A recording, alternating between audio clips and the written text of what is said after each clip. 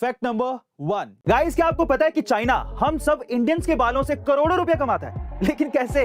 दरअसल जब आप अपने बाल कटवाने के लिए बार्बर के पास जाते हैं तो बार्बर आपके बालों को 2 से 6,000 रुपए किलो के हिसाब से एक लोकल वेंडर को बेच देता है। अब लोकल वेंडर्स इसे एक बड़ी कंपनी को बेच देते हैं और फिर ये बड़ी कंपनी इसे चाइना को एक्सपोर्ट कर देती है। और इसका सबसे बेस्ट एग्जांपल है तिरुपति बालाजी टेंपल, जहां हर साल काफी सारे भक्त अपने बालों को डोनेट करते हैं और फिर इन बालों को आगे जाकर मंदिर के ट्रस्ट के द्वारा एक कंपनी को ऑक्शन में करीबन 126 करोड़ रुपयों में बेच दिया जाता है। अब जिस भी कंपनी ने इसे खरीदा है वो इन बालों को चाइना जैसी कंट्री में एक्सपोर्ट करने की सोचती है, क्योंकि चाइना में जाकर इन बालों की कीमत 10 गुना तक हो जाती है, जिससे उस कंपनी को तो फायदा होता ही है। चाइना भी इन बालों से विग बनाकर हर साल करोड़ों रुपए छापता है। गाइस, क्या आप इससे पहले तक ये इंटरेस्टिंग फैक्ट जानते थे? और अगर नहीं तो कमेंट सेक्शन में जरूर लिखिएगा। फैक्ट नंबर 2 गाइस, KGF 2 के अधीरा और मुन्ना भाई के नाम से मशहूर बॉलीवुड एक्टर संजय दत्त की एक्टिंग और डायलॉग की पूरी दुनिया दीवानी है, लेकिन ये उनकी जिंदगी का एक सच है। उनकी जिंदगी का एक दूसरा सच भी है कि वो कई बार अपनी गलत आदतों की वजह से लोगों के निशाने पर रहे हैं और इस बात का खुलासा उन्होंने हाल ही में दिए एक इंटरव्यू में खुद किया।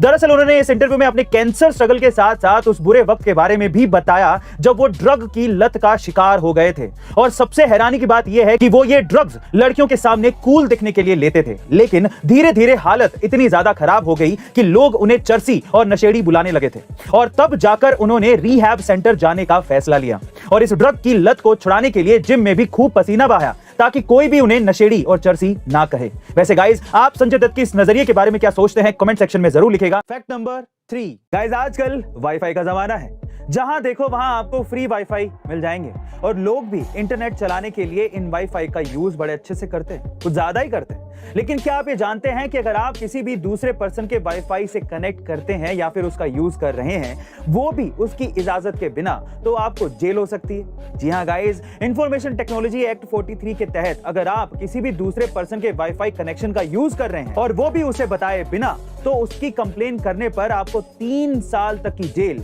और 5 लाख रुपए तक का जुर्माना भरना पड़ सकता है। गाइस, क्या आप भी अब तक किसी दूसरे का वाईफाई यूज करते आ रहे थे और आपको इससे पहले तक ये रूल पता था? कमेंट सेक्शन में जरूर लिखिएगा। फैक्ट नंबर 4 गाइस, अक्सर आप उन सफल लोगों की तरफ देखकर सरप्राइज्ड होते होंगे जो आपको बड़ी बड़ी पार्टीज, फंक्शंस, मीटिंग्स या फिर सेमिनार्स में दिखते होंगे।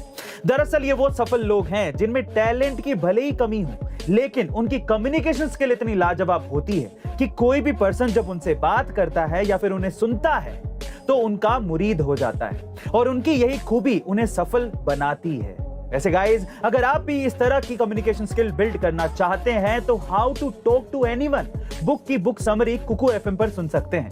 इसके साथ ही कुकू FM पर 3000 से ज्यादा ऑडियो बुक्स और 1000 से ज्यादा आवर्स की कंटेंट लाइब्रेरी भी अवेलेबल है, जहां आप किसी भी रीजनल लैंग्वेज में कहीं भी कभी भी और कोई भी ऑडियो बुक सुन सकते हैं। वहीं अगर आप इनके प्रीमियम सब्सक्रिप्शन को लेना चाहते हैं तो यूज द कोड A2M50 और 50% डिस्काउंट आपको मिल सकता है। लेकिन याद रहे, ये ऑफर सिर्फ पहले 250 यूजर्स के लिए ही अवेलेबल है, जल्दी कीजिए।